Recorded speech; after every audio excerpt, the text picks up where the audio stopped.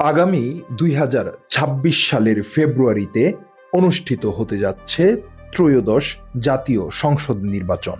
দীর্ঘ সময় পর একটি অবাধ, সুষ্ঠু ও অংশগ্রহণমূলক নির্বাচনের প্রত্যাশায় সারা দেশের মতো কুড়িগ্রামের মানুষও তাকিয়ে আছে ভোটের দিনের দিকে। নির্বাচনের মাধ্যমে দেশে আবার গণতান্ত্রিক ব্যবস্থা কার্যকরভাবে ফিরে আসবে, এমন স্বপ্ন দেখছেন এ জেলার ভোটাররা।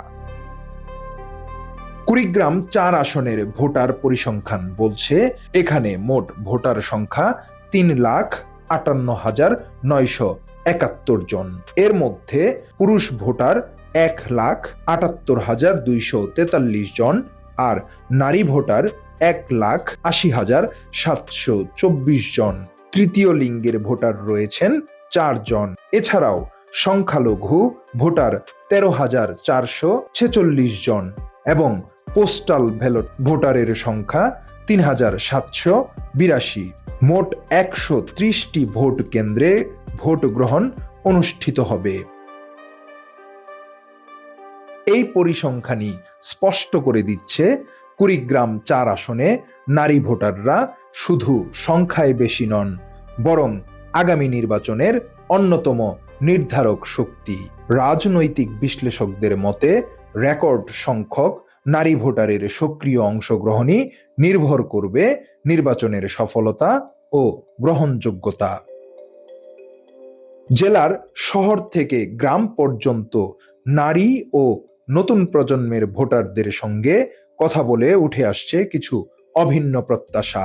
তাদের প্রধান দাবি নিরাপদ ও শান্তিপূর্ণ ভোট পরিবেশ। নারীরা মনে করছেন, ভোট কেন্দ্রে নিরাপত্তা নিশ্চিত না হলে স্বাধীনভাবে ভোটাধিকার প্রয়োগ করা কঠিন হয়ে পড়বে। একই সঙ্গে নতুন প্রজন্মের নারী ভোটারদের কণ্ঠে উঠে আসছে রাজনৈতিক সংস্কারের প্রশ্ন। তাদের মতে রাজনৈতিক ক্ষমতা অর্জনের ক্ষেত্রে নারীদের জন্য এখনো একটি কাঠামোগত সংকট বিদ্যমান।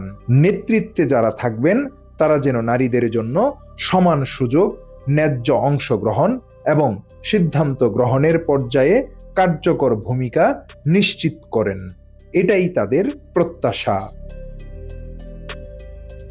নারী ভোটাররা মনে করছেন, নারীর নিরাপত্তাহীনতা দূর করতে আসন্ন জাতীয় নির্বাচনে তাদের ভূমিকাই হতে পারে সবচেয়ে গুরুত্বপূর্ণ।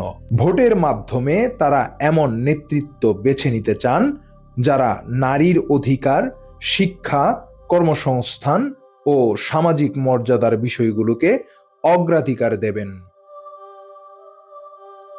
রাজনৈতিক পর্যবেক্ষকদের মতে নারীদের আস্থা অর্জন করতে পারলেই আগামী নির্বাচন একটি বিশ্বাসযোগ্য রূপ ফিরে পাবে। পাশাপাশি নতুন ভোটারদের সক্রিয় অংশগ্রহণ গণতন্ত্রকে দেবে নতুন প্রাণ ও গতিশীলতা।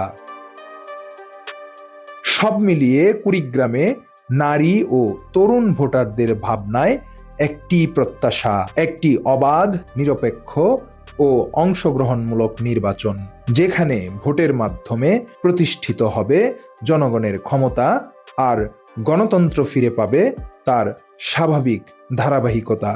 Saddam Hossain, news desk, Dhaka digit.